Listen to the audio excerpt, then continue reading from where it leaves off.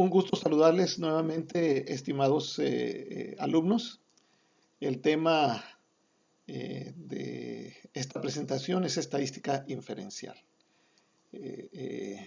Empecemos. La estadística estudia los métodos para recoger, organizar, resumir y analizar datos, analizar información.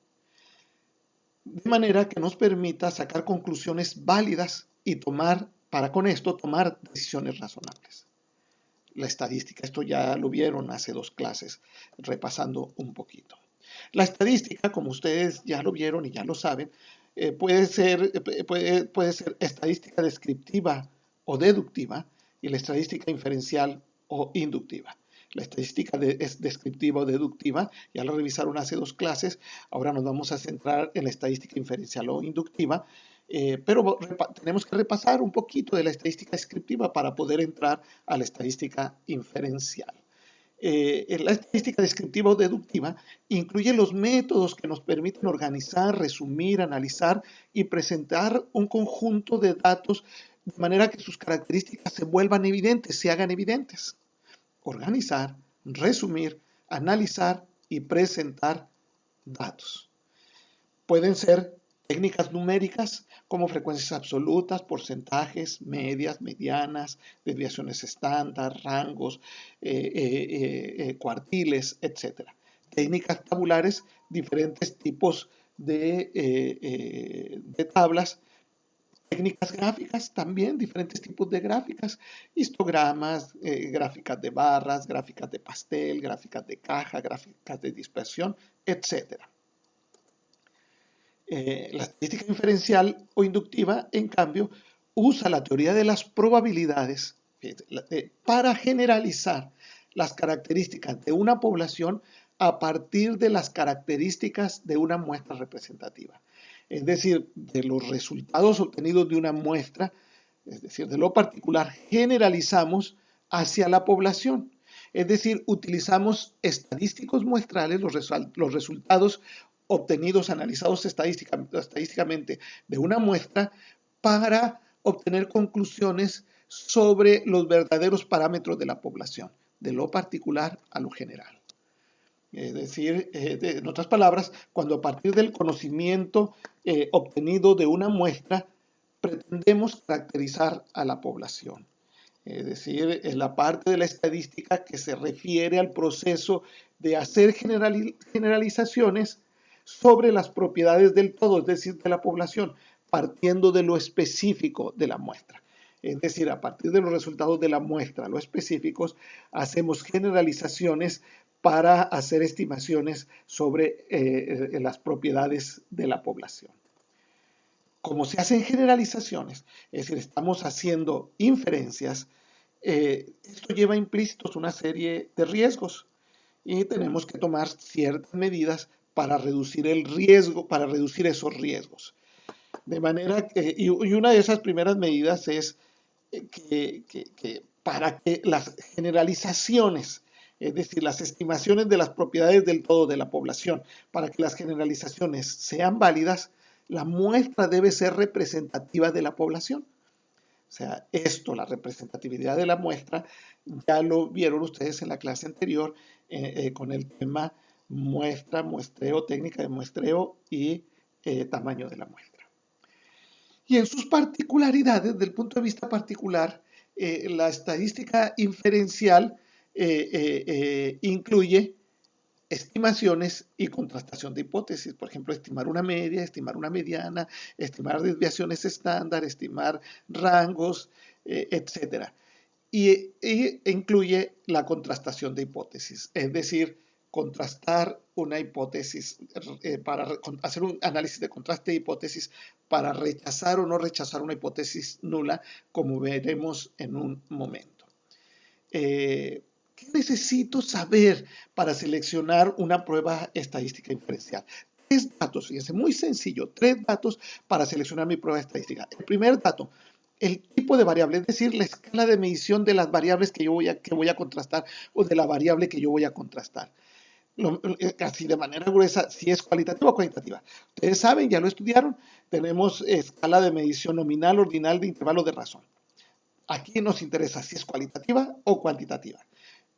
Tipo de variable. Segundo dato que necesito conocer para seleccionar mi prueba estadística diferencial. El número y tipo de muestras. Es decir, son una, dos, tres o más muestras. Y si estas dos, tres o más muestras son independientes, o sea, no relacionadas o no pareadas, o son dependientes, es decir, son muestras relacionadas o muestras pareadas, llevamos dos datos. Tercer dato que necesitamos conocer, la normalidad de la distribución. Es decir, qué tanto los resultados, la distribución de mis resultados se aproximan a una curva de distribución normal. Y esto está directamente relacionado al tamaño de la muestra. Tamaños de muestra grandes generalmente se aproximan a una distribución normal. En cambio, tamaños de muestra pequeños generalmente no están distribuidos normalmente. Estos tres datos son indispensables para seleccionar mi prueba estadística. Lo retomaremos en un momento. Ya vimos el tipo de variables. Ustedes ya estudiaron las escalas de medición hace dos clases. Veamos ahora el tipo de muestras de una manera sencilla, el número y tipo de muestras. Podemos tener una sola muestra, podemos realizar un estudio de dos muestras, en este caso independientes, por ejemplo, un estudio experimental, un ensayo clínico controlado. Estos serían los resultados de mi grupo experimental y mi grupo control. Un estudio de casos y controles, grupo de casos, grupo de controles. Un estudio de cohortes, cohorte expuesta, cohorte no expuesta. Podemos tener son dos muestras independientes estas, o no pareadas, o no relacionadas. Dos muestras dependientes, dos muestras pareadas o relacionadas. Ejemplo de esto, es decir, los resultados de la segunda muestra dependen de la primera. Generalmente son los mismos pacientes. Es una sola muestra paciente en la realidad, pero antes y después. Los resultados antes y los resultados después. Para fines estadísticos son dos muestras. El ejemplo claro son un estudio pretest, posttest, un estudio antes y después. Podemos tener tres o más muestras independientes o no relacionadas o no pareadas. Un ejemplo de esto es un ensayo clínico aleatorizado de tres brazos, son tres brazos, o podemos un estudio de cohortes, tres cohortes, son tres muestras independientes. Pero podemos tener un estudio con tres o más muestras dependientes relacionadas o pareadas. Un ejemplo de esto es un estudio antes y después, con varias mediciones después. Una medición antes en los mismos pacientes, una medición después y otra medición después. Un diseño de series temporales, varias mediciones antes, varias mediciones después. Tres o más muestras dependientes. Así de manera pues gráfica, sencilla, el número y tipo de muestras. Ahora veamos la normalidad de la distribución. El parámetro para utilizar medias es que mi muestra tenga una distribución normal, los resultados de mi muestra tengan una distribución normal. Es decir, no es correcto calcular media y reportar medias en muestras que no tienen una distribución normal. Pero si mis resultados se aproximan a una distribución normal, es correcto utilizar, reportar y comparar medias, es decir, promedios. Pero, o sea, si no puedo utilizar medias porque mi distribución es no normal en variables cuantitativas, entonces lo que yo comparo son medianas. No puedo comparar medias si mi variable es cualitativa, entonces hago una comparación de proporciones. Creo que sí, claro, ¿verdad? Sí queda claro. Un requisito para comparar medias, utilizar pruebas estadísticas que comparan medias, es que la distribución de mis resultados se aproximen a una curva de distribución normal, tengan una distribución cercana a la normal. Entonces puedo comparar medias, utilizar pruebas estadísticas para comparar medias. Para comparar medias. Si no puedo comparar medias porque no se aproxima a una distribución normal, entonces comparo medianas. ¿Cuáles son los parámetros de normalidad? Uno de ellos se conocen como medidas de forma. Es el sesgo y la cortosis. Con el sesgo yo mido qué tan simétrica o asimétrica está la distribución de mis resultados. ¿Qué tan simétrica o qué tan simétrica? Ustedes saben que una curva de distribución normal, una curva en forma de campana simétrica alrededor de la media. Bueno, si hay sesgo, no está simétrica, está asimétrica. Kurtosis es el grado de apuntamiento, qué tan apuntada, qué tan puntiaguda es mi curva o qué tan aplanada. Ahorita lo veremos con más detalle. podemos medir homocedasticidad a través de la homogeneidad de las varianzas, o puedo utilizar pruebas para contraste de normalidad, de contraste de hipótesis de normalidad. Una de ellas es la prueba de Kolmogorov-Smirnov, otra es la prueba de Shapiro-Wilks. Estas las utilizaríamos para hacer un contraste de hipótesis de normalidad. Si yo considero que mis resultados no tienen una distribución normal, no tengo por qué aplicar una curva de hipótesis de normalidad y hacer prueba de Kolmogorov-Smirnov o otra prueba similar. Si yo considero que se aproxima en una curva de distribución normal y no tengo duda, tampoco tengo que aplicarlo. Lo aplico cuando tengo duda. Y medidas indirectas, ya las vieron en la clase de estadística descriptiva. Vamos rápidamente, lo repasamos. Medidas indirectas, ya mencioné el tamaño de mi muestra. Si mi muestra es pequeña, lo más probable es que no esté distribuida normalmente. Si mi muestra es grande, lo más probable es que esté distribuida normalmente. No es una regla, pero en general así es. Segundo parámetro, así medida indirecta. ¿Cómo está la media, la mediana y la moda? En una curva de distribución normal, la media, la mediana y la moda son muy parecidas. En la curva de distribución normal teórica, la media, la mediana y la moda son exactamente iguales. En biología esto no existe, pero en una curva que consideramos distribuida normalmente, la media, la mediana y la moda son muy parecidas. Pero si estas son muy diferentes, una de ellas es muy diferente, o las tres son muy diferentes, lo más probable es que mi muestra esté sesgada, no sea simétrica. La distribución de mis resultados no esté sesgado, no esté distribuido de una manera simétrica, como una curva de distribución normal. Entonces, no se aproxima a un parámetro de normalidad. Otra medida indirecta es comparar la media con su desviación estándar. En general, alrededor de la media, más o menos una distribución estándar, más una distribución estándar incluye 33.3% de los valores alrededor y alrededor de la media, por delante y por detrás, o sea, superior e inferior. Valores superiores e inferiores alrededor de la media, 66.6%. Pero si la distribución, la desviación estándar es muy amplia comparada con la media, inclusive muy similar a la media o más grande que la media, lo más probable es que no esté distribuida normalmente, que mi curva sea muy plana, porque hay una gran variabilidad, hay una gran dispersión de los resultados alrededor de la media. Entonces, una curva muy plana no está distribuida normalmente. Pero si la desviación estándar está muy estrecha, muy apretada, muy similar a la media, lo más probable es que mi curva esté muy puntiaguda, está muy estrecha, tampoco está distribuida normalmente. Medidas indirectas, recuérdelo. Veamos la medida de forma rápidamente. Sesgo. Con el sesgo medimos el grado de asimetría de la distribución de mis resultados. Esto es dado por la pendiente de la curva. Se mide con el coeficiente de asimetría. Un coeficiente de asimetría de 0 es una curva no sesgada. La pregunta sería, ¿qué tanto se aleja la distribución de mis resultados a una distribución no sesgada? Bueno, se construye un polígono de frecuencias. Esto lo hace el paquete estadístico. Si hay un sesgo negativo, la mayoría de mis resultados se acumulan a la derecha. Si mi curva tiene un sesgo positivo, la mayoría de mis resultados se acumulan a la izquierda. Es decir, si mi coeficiente de asimetría es de 0, no hay sesgo, es una distribución no sesgada. Esto no existe en la realidad. Esto sería la curva de distribución normal teórica. Si el coeficiente de simetría es mayor que 0, es un sesgo positivo o a la izquierda. Si es menor que 0, tiene sesgo negativo o a la derecha. Ahorita lo vamos a ver de una manera gráfica. Es decir, ¿cómo se relaciona? Ya lo mencioné, la simetría de la distribución de los resultados con la tendencia central de los mismos.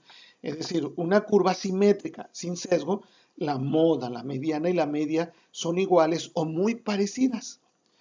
Pero si hay un sesgo positivo o a la izquierda, la moda es mayor que la mediana mayor que la media. Si hay un sesgo negativo a la derecha, la moda es menor que la mediana y la mediana menor que la media. Veámoslo desde un punto de vista gráfico. Esta es la curva de distribución normal, no sesgada, la media queda exactamente en el centro y es simétrica la curva. Esta es una curva, una distribución con sesgo negativo a la derecha, los resultados están cargados a la derecha, el eje de simetría no quedó justo en el centro, entonces decimos que tiene un sesgo negativo a la derecha. Los datos están cargados hacia la derecha y la media, la mediana y la moda son diferentes. Pero si tiene un sesgo positivo a la izquierda, la moda, la mediana son diferentes y los resultados están cargados hacia la izquierda. Esta es una curva no sesgada, comparémoslo con una curva sesgada, curva no sesgada y una curva con sesgo negativo a la derecha, una curva no sesgada y una curva con sesgo positivo a la izquierda. Creo que va quedando más claro. El grado de apuntamiento, la kurtosis, mide qué tan puntiaguda es la distribución de los resultados con respecto a la curva de distribución normal. Una curva distribuida normalmente es una curva mesocúrtica, es el término medio. Distribuciones muy puntiagudas, o sea, más puntiagudas, se conocen como leptocúrticas. Distribuciones muy aplanadas son plati o platocúrticas. Veámoslo desde el punto de vista gráfico. Esta es una curva mesocúrtica, distribución normal, en forma de campana, una curva leptocúrtica, está muy puntiaguda, los datos están muy apretados alrededor de la media, una curva platocúrtica, está muy aplanada, hay mucha dispersión alrededor de los valores alrededor de la media. Kurtosis. Ahora, la curva mesocúrtica. ¿Cuándo puedo usar medias? O sea, ¿qué tanto sesgo se puede tolerar para decir que se aproxima a una curva de distribución normal? ¿Qué tanta kurtosis se puede tolerar para decir que se aproxima a una curva de distribución normal? Bueno, si el sesgo está en menos 0.5 y más 0.5, se considera que se aproxima a una curva de distribución normal. Es un sesgo entre menos 0.5 y más 0.5. Y la kurtosis entre 4 y 2. Curvas con kurtosis o datos con kurtosis por encima de 4 son leptocúrticas. Por debajo de 2 son platocúrticas. Entre 2 y 4 se consideran mesocúrticas. Bueno, ya tenemos el tipo de muestra, la escala de medición de mis variables, ya tengo el tipo y número de muestras, 2 o más muestras relacionadas, 2 muestras independientes, 2 muestras dependientes, 2 o más muestras no relacionadas, no dependientes, y ya tengo yo cómo está distribuida los valores de mi estudio, de mi resultado. ¿Se aproxima una distribución normal o no? Entonces yo puedo hacer ya un contraste de hipótesis, como lo veremos. Medidas indirectas, muy importantes, ya se los mencioné. Entonces yo ya tengo elementos para poder hacer un contraste de hipótesis. Decidir con cuál me quedo, con la hipótesis nula, ¿la rechazo o no la rechazo? Si la rechazo, entonces tomo la hipótesis alterna de que sí hay diferencias. Si no la rechazo, entonces no hay diferencias, me quedé con la hipótesis nula. Para el contraste de hipótesis, ¿qué datos necesito? Recuérdenlo, lo acabo de mencionar. ¿Qué datos necesito? Bueno, son 3, ya lo mencioné ahorita, pero ¿cómo vamos a hacer el contraste de hipótesis? Bueno, yo ya tengo establecida mi hipótesis nula desde que realicé el protocolo. La hipótesis estadística que va a ser contrastada. La hipótesis alterna complementa la hipótesis nula. La hipótesis más importante desde el punto de vista estadístico es la hipótesis nula, la que se va a contrastar. Las dos hipótesis cubren todos los casos posibles, de manera que cuando una hipótesis nula no es aceptada, es decir, es rechazada, lo que estamos validando es rechazarla o no es rechazarla. Es decir, hemos encontrado evidencias científicas para rechazar la hipótesis nula. No se valida la aceptación, se valida el rechazo. Tiene que quedarles claro eso. ¿Se rechaza o no se rechaza la hipótesis nula? Si se rechaza, si se rechaza la hipótesis nula, la estamos aceptando. Si no se rechaza la hipótesis, si se rechaza la hipótesis nula, nos quedamos con la alterna de que sí hay diferencia. Si no se rechaza la hipótesis nula, pues no podemos aceptar la hipótesis alterna. Decimos que no hay diferencia. Entonces, los pasos para un contraste de hipótesis: establecemos la hipótesis nula con su hipótesis alterna, elegimos el nivel de significancia, que es el nivel crítico de alfa. Ese ya lo elegimos desde que elaboramos el protocolo de investigación. El nivel crítico de alfa generalmente es de 0.05 y se refiere a qué tanto estoy dispuesto yo a aceptar equivocarme, a cometer un error, que es el error tipo alfa, es decir que hay diferencias cuando no las hay. Ahorita voy a ahondar más en eso. El siguiente paso: ya elegí mi nivel crítico de alfa, mi nivel de significancia. El siguiente paso es medir un estadístico de contraste, es decir, calcular el valor de P, calcular este estadístico. El nivel crítico de alfa, el nivel de significancia, se establece a priori en el protocolo de investigación. El valor de P lo establecemos a posteriori, es decir, cuando ya tenemos los resultados, ya hicimos el estudio, el valor de P. Entonces comparo el valor de P con mi nivel crítico de alfa, 0.05. Si el P es mayor de 0.05, no rechazo mi hipótesis nula, por lo tanto no hay diferencia. Si el valor de P es menor que el valor crítico de alfa, menor de 0.05, entonces digo que si hay diferencias, rechazo la hipótesis nula. Aquí lo explico un poquito más, ahondo un poquito más en esto. El error tipo alfa o tipo 1 es cuando yo rechazo una hipótesis nula verdadera, es decir, la hipótesis nula de no diferencia, y la rechazo y digo que sí hay diferencia, es decir, digo que sí hay diferencia cuando no la hay. Por eso el valor de 0.05, el nivel de significancia, el nivel crítico, es que yo estoy dispuesto a aceptar un 5% de probabilidad de equivocarme y decir que sí hay diferencia cuando no lo hay, de rechazar la hipótesis nula. El error tipo beta o tipo 2 es cuando yo acepto una hipótesis nula falsa, es decir, una hipótesis de no diferencia. Digo que sí, que no hay diferencia, efectivamente, que no hay diferencia, cuando en la realidad sí la hay. Es decir, me estoy equivocando, es un error tipo beta y allí el valor generalmente usado es del 20%, o sea, 0.20. Es decir, yo estoy dispuesto a cometer un error tipo beta o tipo 2 en un 20%, es decir, de 0.2. ¿Por qué? Porque es menos grave equivocarse de esta manera, decir que no hay diferencia cuando sí lo hay. Es más grave decir que sí hay diferencia cuando no lo hay, el tipo alfa, por este 0.05, 5%. Decir que un tratamiento sí es eficaz cuando en realidad no lo hay. Aquí está de una manera en una tabla. La realidad: no existe diferencia, hipótesis nula cierto, existe diferencia, hipótesis nula falsa. Yo ya tengo mis resultados y mi prueba estadística me dice que sí hay diferencia significativa, rechazo la hipótesis nula. La rechazo y en realidad no existe, la hipótesis nula es cierta, estoy cometiendo un error tipo alfa. Rechazo mi hipótesis nula, digo que si hay diferencia significativa y en realidad sí existe diferencia, pues no estoy cometiendo error. Pero si en mi análisis digo que no hay diferencia significativa, es decir, no rechazo mi hipótesis nula, digo que no hay diferencia, pero en realidad sí existe diferencia, la hipótesis nula no es cierta, estoy cometiendo un error tipo beta, es decir, un error tipo 2. Pero si en la realidad no existe diferencia, o sea, la hipótesis nula es cierta, no estoy cometiendo error. Ese es el concepto del valor de P, pues. El valor de P es la probabilidad de cometer error tipo alfa, es decir, la probabilidad de rechazar la hipótesis nula siendo verdadera, es decir que sí hay diferencia cuando en realidad no la hay. De manera que el significado de P menor de 0.05 es que estoy dispuesto a aceptar un 5% de probabilidades de cometer error tipo alfa. Es decir, la probabilidad de equivocarme de esta manera es baja. Entonces los resultados son significativos. Si los resultados son significativos, rechazo mi hipótesis nula con un nivel de significancia de 0.05. Es decir, que si hay diferencia con esta probabilidad de error tipo alfa. En medicina, la recomendación actual es no solamente incluir la significancia estadística, sino el intervalo de confianza al 95% de este valor del valor de P y además la relevancia clínica. Ya lo vimos esto, ya lo vimos en varias de las clases.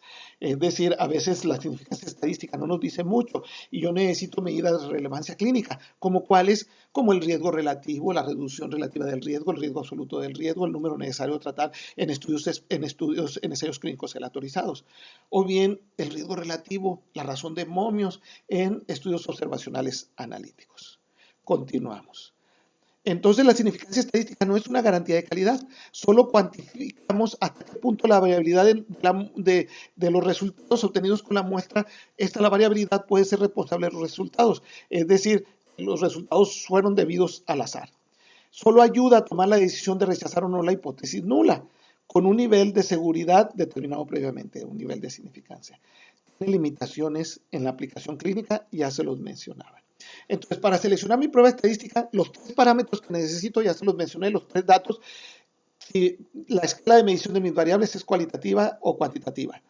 El número y tipo de muestras, dos o 3 o más muestras independientes o dependientes, y la normalidad de la distribución, es decir, se aproxima a una curva de distribución normal o no. Entonces vamos a hacer un ejercicio para presentarles las pruebas estadísticas más usuales en investigación clínica. Esta tabla me costó mucho hacerla, pero con esto les resumo todas las pruebas estadísticas más usuales en investigación clínica. Les voy a presentar en esta tabla los 3 datos que necesito saber. La escala de medición de mi variable, el tipo de muestra del estudio que estoy realizando y si se aproxima o no a una curva de distribución normal, qué prueba estadística aplicar bajo estas 3 condiciones.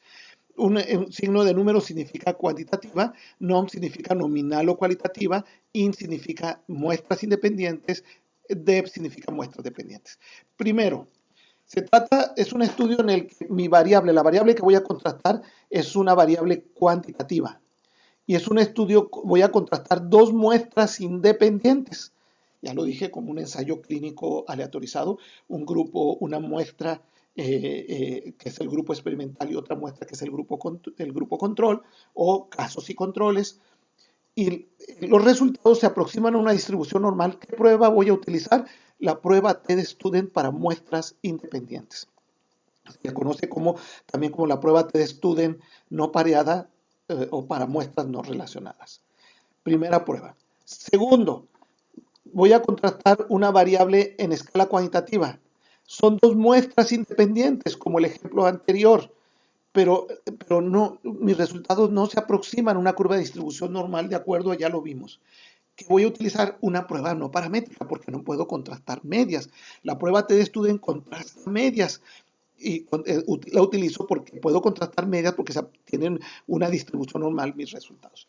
Pero si lo más probable, o demuestro que no tiene una distribución normal, lo más probable es que no tengan una distribución normal, entonces voy a utilizar una prueba no paramétrica. La alternativa no paramétrica a la prueba TED-Student es la prueba U de Mann-Whitney. Ahí se me bajó la Y. Es la prueba U de Mann-Whitney. Tercero, voy a comparar una variable en escala cuantitativa. Son 2 muestras dependientes, como por ejemplo un estudio antes y después. Y los resultados se aproximan a una curva de distribución normal. Puedo comparar medias. Entonces utilizo la prueba TED-Student para muestras dependientes. Es decir, la prueba TED-Student pareada, ¿verdad? Para muestras pareadas. Voy a contrastar una variable cuantitativa. Son 2 muestras dependientes también, pero no tienen una distribución normal. No puedo contrastar medias, voy a contrastar medianas, entonces utilizo la prueba de rangos pareados de Wilcoxon, la prueba de Wilcoxon. Voy a comparar una variable, voy a evaluar una variable cuantitativa, pero son 3 o más muestras independientes, no pareadas. Por ejemplo, un ensayo clínico aleatorizado de 3 brazos, un estudio de cohortes con 3 cohortes,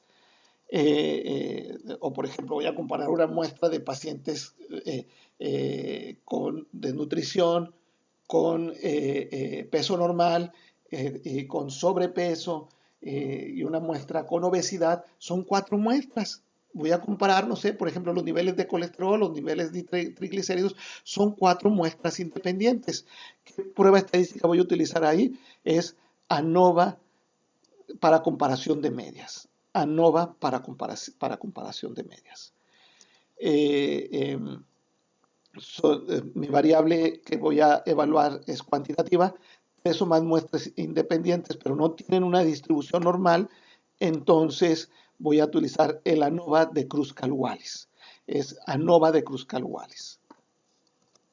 Variable cuantitativa, voy a contrastar tres o más muestras dependientes, como en un estudio antes y después con varias mediciones después, un estudio, un diseño de series temporales.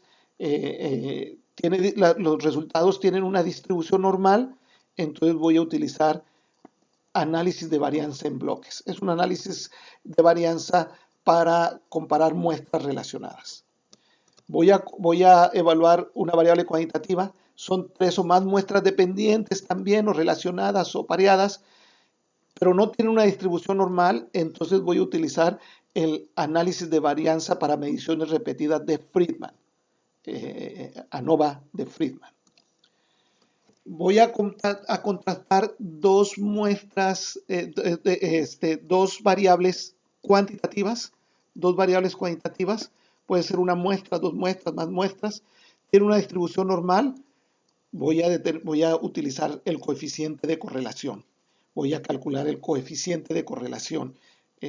Utilizo el coeficiente de correlación de Pearson que me establece el valor de R. Voy a comparar dos variables cuantitativas, pero no tienen distribución normal.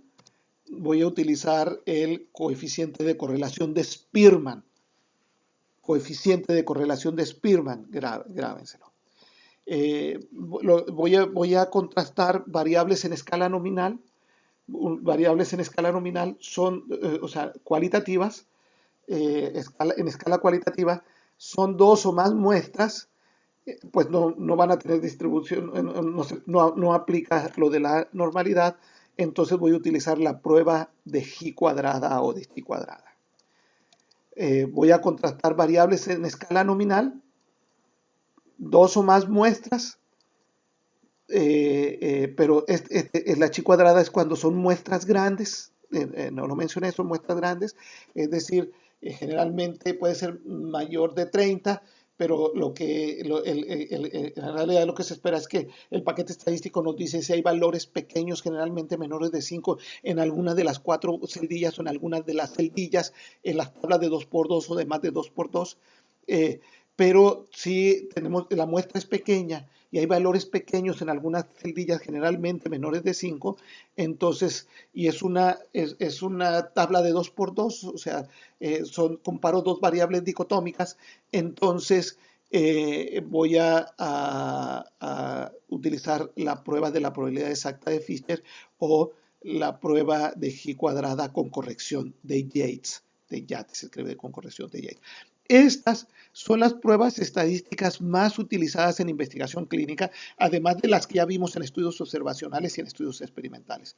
TD-Student bajo estas condiciones, UD-Math-Whitney bajo estas condiciones, TD-Student no pareada o para muestras independientes, TD-Student para muestras dependientes o pareadas, la prueba de Wilcoxon bajo estas condiciones, análisis de varianza para comparación de medias, análisis de varianza de Kruskal-Wallis, análisis de varianza en bloques, para muestras dependientes con distribución normal, análisis de varianza para mediciones repetidas de Friedman, para tres o más muestras dependientes sin distribución normal, coeficiente de correlación de Pearson de Spearman, la prueba de Chi cuadrada, la prueba de probabilidad la probabilidad exacta de Fisher y la prueba de Chi cuadrada.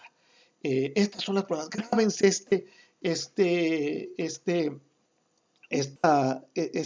grábensela, ténganla a la mano. Les va a ser muy útil para determinar qué prueba estadística utilizar en la mayoría de los estudios de investigación clínica que ustedes realicen. Aquí la tenemos, ya está completa. Aquí ya está completita, no se bajaron las letras. Grábense apliquen esta tabla. Y pues con esto terminamos el tema de estadística descriptiva. Repasen la presentación, escuchen la presentación. De esta manera han terminado el tema 8 del seminario de investigación, ya que hayan entendido la presentación, ya que lo hayan comprendido, entonces realicen el resto de las actividades. La siguiente actividad es la evaluación, el cuestionario examen de evaluación de la comprensión del aprendizaje de este tema. Muchísimas gracias a todos.